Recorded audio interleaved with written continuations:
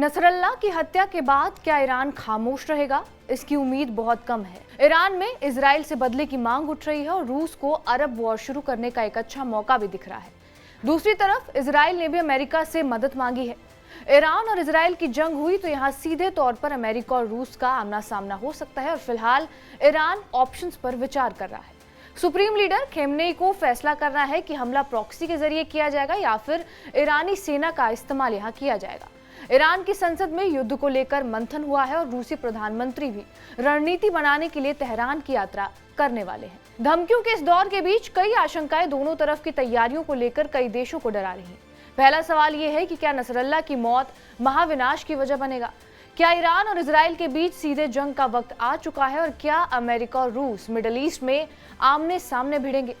ऐसी आशंका इसलिए क्योंकि हथियार और ताकत के मामले में अब इजराइल और ईरान में कोई फासला नहीं है। इजराइल की सबसे बड़ी ताकत अमेरिका है तो ईरान के साथ रूस और चीन जैसे देश हैं। एक बड़े संघर्ष से पहले मुलाकातों और बैठकों का दौर शुरू हो गया है। इजराइल पर हमले की सूरत में अमेरिका क्या करेगा, इसे राष्ट्रपति जो बाइडेन ने जाहिर कर ही दिया है। बाइडेन ने नसरल्ला की मौत पीड़ितों के लिए इंसाफ बताई है और कहा है कि हिजबुल्लाह, हमास, हुती और ईरान समर्थित किसी भी आतंकवादी समूहों के खिलाफ इजराइल के एक्शन का अमेरिका पूरी तरह से समर्थन करता है। यानी अब हुती पर मिसाइलों की बरसात हो या फिर सीरिया में एयर स्ट्राइक या फिर लेबनान पर दर्जनों बार हिजबुल्लाह के ठिकानों पर प्रहार, अमेरिका हर समय इजराइल का साथ देने वाला है। दूसरी तरफ ईरान का दोस्त रूस भी एक्शन में आ चुका है। इजराइल ऐसा माहौल बना रहा है ताकि अमेरिका को युद्ध में सीधे तौर पर शामिल किया जा सके। रूस ईरान का पक्ष ले रहा है तो दूसरी तरफ पुतिन ने भी दूत को तेहरान भेज दिया है। ईरान से आगे की रणनीति पर रूसी पीएम भी चर्चा करेंगे और रूस ईरान की बैठक में वॉर का प्लान भी तैयार कर सकता है। रूस के साथ चीन ने भी ईरान का साथ दिया है और ईरान को दो शक्तिशाली देशों का समर्थन मिला है और माना जा रहा है कि ईरान में हमले की तैयारी शुरू हो गई है। पहला ऑप्शन इजराइल पर सीधा हमले का है और दूसरा विकल्प प्रॉक्सी संगठनों के जरिए इजराइल पर प्रहार करने का है।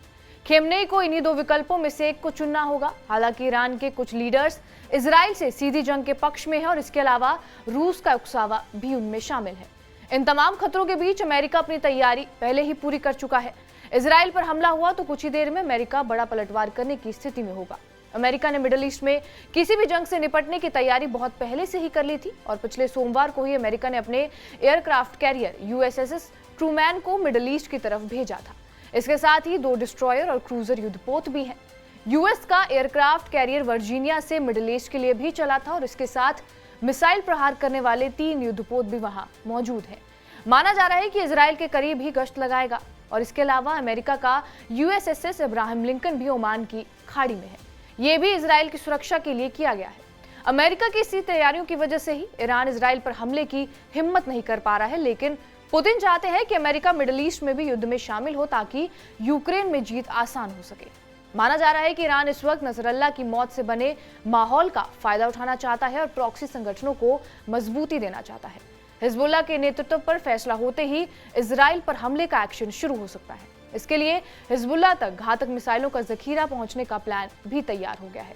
सीरिया में ईरान के घातक हथियार पहुंचाए जाएंगे और हूती को भी हमले की जिम्मेदारी सौंपी गई है। बड़े नेता के बदले बड़े नेता को टारगेट करने का प्लान बनाया जा रहा है। नसरल्ला हिजबुल्लाह का चीफ था और हानिया हमास का नेतृत्व कर रहा था, इसलिए अब इजराइल के पीएम नेतन्याहू या फिर किसी मंत्री को टारगेट करने का अभियान छेड़ा जा सकता है।